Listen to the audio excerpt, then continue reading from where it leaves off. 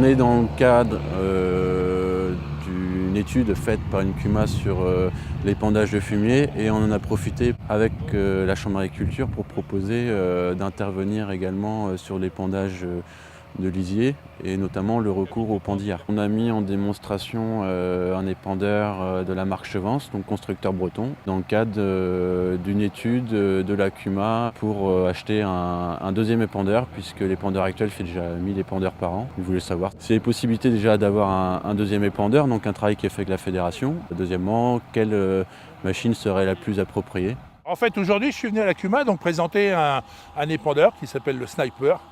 Donc le Sniper, qui porte bien son nom, c'est faire du travail ciblé de qualité. En fait, c'est un épandeur qui permet de faire de l'épandage de précision, des très bas dosages, du gros dosage, quel que soit le type de fumier, sans équipement spécifique.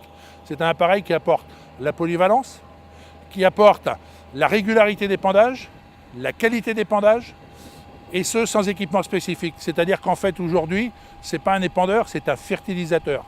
L'objectif, c'est de travailler comme on va travailler aujourd'hui avec un distributeur d'engrais, du DPA, de la pesée. Je mets la quantité que je veux mettre à l'hectare et c'est mon appareil qui gère le reste. Et surtout d'une simplicité totale d'utilisation.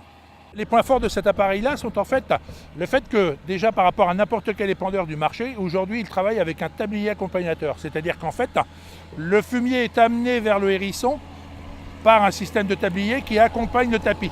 L'intérêt, c'est d'avoir en fait un épandeur qui, du début jusqu'à la fin, distribue à la sortie exactement la même quantité.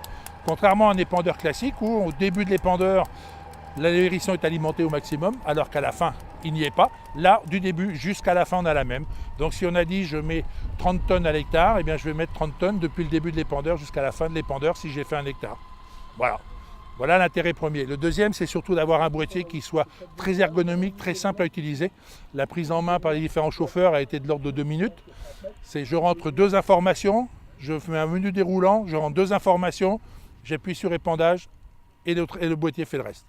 C'est ça le point fort dans le cadre d'une CUMA, d'avoir quelque chose qui soit très facile à utiliser par n'importe quel utilisateur. À bientôt sur tvie.tv.